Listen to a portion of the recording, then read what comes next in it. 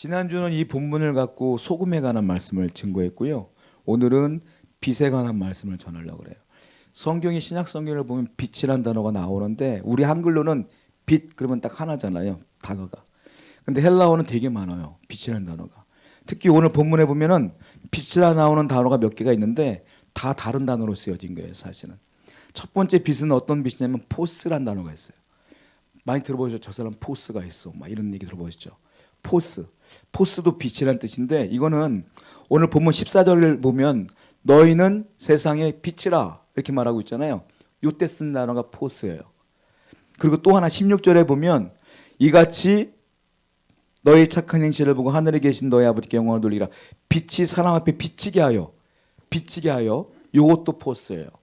그러니까 14절과 16절에 나오는 빛은 포스다. 무슨 뜻이냐면 생명의 빛, 구원의 빛 이런 뜻이에요. 그러니까 이건 누구한테 주시는 거냐면 예수님 자신이 말한 것이죠. 내가 구원의 빛이요 내가 세상의 빛이라 뜰 때 예수님 빛 얘기할 때는 포스를 써요. 포스. 이건 생명이라는 뜻이에요. 두 번째 단어가 있는데 루키노스라는 단어를 써요. 빛이라는 게. 여기는 어디 나오냐면 본문 말씀 볼까요? 5장 15절 말씀 보세요. 읽어봅니다. 시작. 사람이 집안 모든 사람에게 여기 보면 등불을 켜서 등불 리키노스라는 단어 써요. 등불이 뭐냐면 여러분들 그 빛에 그 조감 얘기할 때 그 단어가 있어요. 룩스 기억나시죠? 그게 리키노스에서 나온 거예요. 그게 그러니까 이게 등불을 얘기할 때 빛이란 얘기할 때 리키노스라는 단어를 쓴다. 세 번째 오늘 본문에 또 나와 있는데 15절 말씀 한 번 더 읽어볼까요? 시작. 사람이 등불을 켜서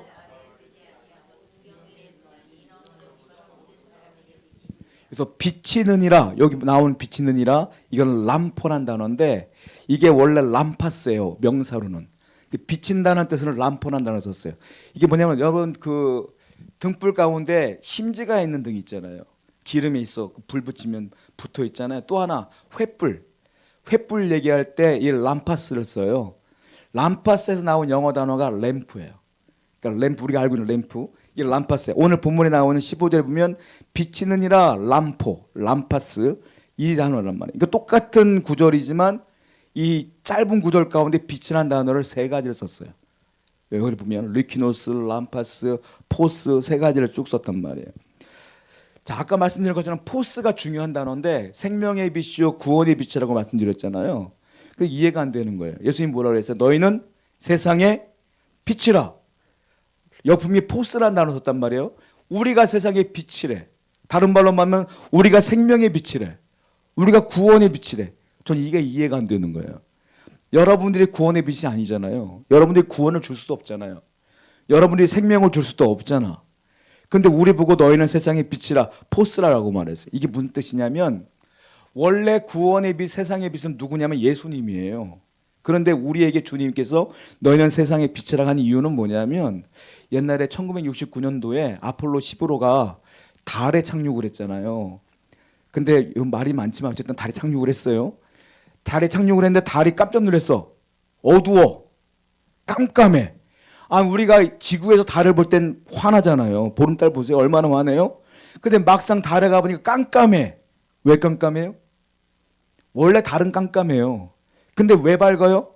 태양빛을 받아다가 반사시켜주는 거야. 이 땅에. 다른 빛이 없어요. 태양빛을 반사시켜주는 거거든. 그러니까 여기서 예수님께서 말씀하신 게 그거예요.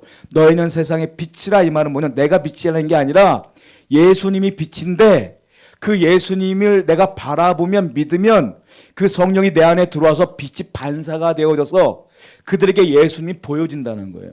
구원의 빛이 보여진다는 거예요. 자, 마태복음 5장 14절 말씀 볼까요? 읽어봐요. 시작. 너희는 세상의 빛이라. 예를 들자면 이런 거예요. 모세가 예전에 시내산에 올라갑니다. 산에 올라가서 하나님과 40일 동안 있다가 십계명 받아 내려왔잖아요. 내려왔는데 밑에 있던 사람들이 모세를 보자마자 깜짝 놀래. 왜? 너무 빛이 밝으니까 얼굴에. 그래서 모세가 어떻게 했어요? 수건을 얼굴을 가렸어. 기억나세요? 그 똑같은 거예요. 모세는 빛이 없어. 근데 하나님하고 계속 있다 보니까 그 빛이 계속 스며들어서 반사가 되는 거예요. 그러니까 우리도 마찬가지다. 우리가 주님과 같이 계속 머물면 그 빛이 내게 들어와서 비춰진다. 그래서 사람들이 성도의 말과 삶을 보면서 예수님을 발견할 수가 있게 된다. 그래서 우리는 빛이기 때문에 산 위에 있는 동네가 숨겨지지 못할 것이다. 여러분, 빛이 있으면 숨겨지지가 않죠. 다 보여지죠. 무슨 뜻이냐면 너희는 세상의 빛이니까 너희들이 직장을 가던 사업을 하던 가정에 가던 학교에 가던 친구를 만나던 뭘 하던 너희들의 빛이 하나님의 빛이 반사가 돼서 그들에게 비춰지면 그들이 숨겨지지가 않는다. 무슨 말이야? 그들의 죄가 드러나고 진리가 무엇인지를 발견되어진다는 거예요. 그러니까 여러분들이 예수 믿는 사람처럼 살면 주위 있는 사람들이 아 저렇게 사는 게 맞구나. 저렇게 사는 사람이 크리스찬이구나. 이런 걸 깨달으면서 죄의 기준, 의의 기준들이 그들에게 생긴다는 거예요. 그러니까 비춰지는 것이다. 산 위에 놓는 거 다 비춰지게 될 것이다. 얼마나 우리가 중요한 사명을 갖고 있습니까? 주님께서 우리에게 빛이라 소금이라고 말하는 거예요. 우리 그리스도의 역할이에요. 자, 그런데 15절 말씀을 한 번 더 읽어봐요. 시작. 사람이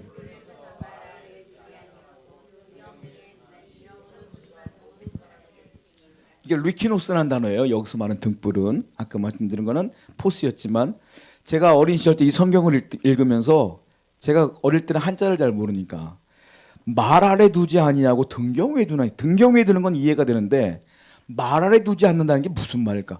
내가 실생활에서 말이라는 것이 뭔지를 모르겠는 거야. 내가 말하는 말인지 타고 있는 말인지. 근데 불을 왜 말 아래 두지 않고 막 이런 말이 나와있지? 헷갈리는 거예요. 나중에 알고 보니까 그게 아니라 이게 무슨 뜻이냐면 타고 다니는 말이 아니라 여러분 옛날에 쌀 사거나 곡식 살 때에 우리가 시장 가면 한 대 주세요, 두 대 주세요 그랬잖아요. 저도 어린 때 샀거든. 한 마리면은 몇 대예요? 10대요. 10대면 한 마리잖아요. 20리터야. 이게 그 말이야.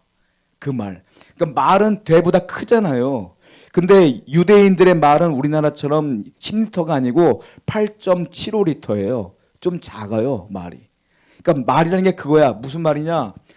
햇불을 등불을 킨 다음에 딱 올려놓잖아요, 등경 위에. 등경은 뭐냐면 건물마다 툭 튀어나온 부분이 있어. 거기다 등을 올려놓는 거예요. 그 딱 올려놓으면 불 끌 때 어떻게 하냐면 이 말 있죠, 말을 덮는 거야. 그럼 꺼져. 그럼 말 아래 둔다는 거예요. 불을 끌 때. 이게 그런 뜻이더라고. 그러니까 말 아래 둔다는 거는 불을 끈다는 소리예요. 사람들이 불을 켜놓고 말 아래 두면 불이 꺼지는데 누가 말 아래 두겠느냐, 등경 위에 두지 않겠느냐라는 거예요. 자, 주님은 우리에게 세상의 빛이라고 그랬어요. 그리고 말 아래 두지 않고 등경 위에 둔다고 그랬어요. 그럼 모든 사람에게 빛이 비춘다는 거예요. 무슨 뜻이냐? 빛된 우리는 결국 빛이 차단돼서는 안 된다는 거예요. 빛은 비추라는 거지 차단돼서는 안 된다는 거예요. 그러니까 예수 믿는 사람들이 예수 믿는 거 숨기면 안 돼. 비추려면 말해야죠. 그리고 이 빛을 전파해야 될 거 아니에요. 그러니까 여러분들은 오픈되어 있어야 돼. 제가 개인적으로 배달 음식을 싫어해요. 왜 싫어하냐면 우리 애들은 왜 이렇게 좋아하는지 모르겠어. 엄마의 그 손맛보다 배달 음식의 손맛이 더 좋은가 봐. 애들은 왜 이렇게 배달 음식을 좋아하는지. 제가 왜 싫어하는지 아세요? 어느 날 제 딸이 시킨 음식이 있어요. 우연히 길을 가다가 그 식당을 제가 발견했어요. 배달 식당을. 그런데 희한하게 그 안을 못 보게 만들었더라고. 다 테이프로 막아놔갖고 안 보여. 무슨 느낌이냐면 뭘 감추느라고 가린 거예요, 이거? 이런 생각이 드는 거죠. 위생적으로 문제 있는 거 아닌가? 그다음부터 배달 음식이 싫은 거야, 나는. 이게 불안하니까. 여러분, 옛날에 중국 음식점 전부 다 막아놨었어, 옛날에 중국집. 근데 요즘은 하도 말이니까 오픈 키친 했잖아요. 그럼 좀 안심이 되잖아. 아, 저렇게 깨끗하구나. 안심이 되잖아요. 똑같아요. 여러분들은 빛이기 때문에 자꾸 숨기면 안 돼. 자꾸 드러내야지 사람들에게 예수님을 증거해야 되지 않겠느냐라는 거예요. 또 하나, 등불은 높은 데 비칠수록 다 비춰줘요. 등경 위에 둬야 된다는 거예요. 그러니까 우리의 사명은 빛인데 비추는 사명이 있어야 된다. 여러분들의 말과 행동 조심하셔야 돼요. 말 세게 하지 마세요. 그리고 잘 참으셔야 돼. 그거요. 여러분들은 한 번 성질 내지만 옆에 있는 누가 봤으면 아유 저런데 어떻게 예수 믿어 하고 안 믿는 경우가 있어. 그러면 완전 영혼을 죽이는 행위예요. 그러니까 우리는 말과 행동을 항상 조심하셔야 된다는 거예요. 제가 예전에 부흥회 갔을 때에 부흥회 강사 목사님이 설교하는 걸 갖다가 막 웃은 적이 있는데 어떤 일이 있었냐면 부흥사 목사님이 이런 얘기 하시더라고요. 어느 날 저 지방에 부흥회를 갔대요. 운전하고 쭉 가는데 앞에 차가 계속 왔다 갔다 하는 거야. 기분이 되게 안 좋은 거야. 목사님이 집회하러 가는데 자꾸 급브레이크를 잡고 느리게 가고 이러니까 목사님이 화가 나고 빵빵 됐대요. 그랬더니 그 차 옆에 딱 서니 창문을 열고 욕을 하더래요. 목사님도 창문을 열고 자기도 성질이 나니까 뭐라고 막 했대. 욕은 못 했겠지만 뭐라고 막 싸웠대 서로. 그리고 부흥회 집회를 갔는데요. 그 운전사가 맨 앞에 앉아있더래. 그리고 그분도 고개 숙이고 있고 목사님도 여기 안 보고 여기 안 보고 설교했대. 그때부터 그 목사님이 항상 생각하는 게 조심해야 되는구나. 그걸 깨달았다는 거예요. 그 다음부터 자기의 삶이 성결했다고 말하더라고요. 여러분 생각해 보세요. 누구를 만나든지 간에 우리는 항상 빛처럼 소금처럼 말 조심하셔야 돼요. 그래야지 그들에게 하나님의 영광을 드러낼 수 있지 않겠습니까? 자, 마태복음 5장 16절 한번 볼까요? 시작. 이같이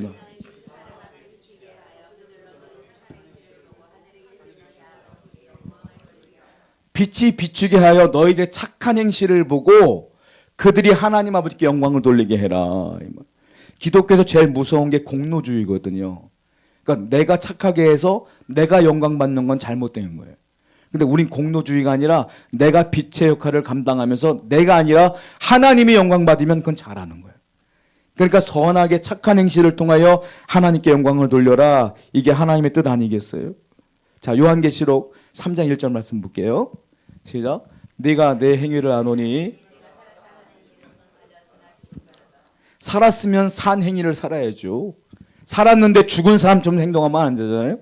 그러니까 우리는 소금도 맛을 잃으면 버려지는 거고 빛도 빛을 잃으면 버려지는 것이기 때문에 소금과 빛의 역할을 잘 감당하여 이번 주 내내 하나님의 은혜를 많이 끼치는 여러분 되기를 축원드립니다. 우리 기도하겠어요.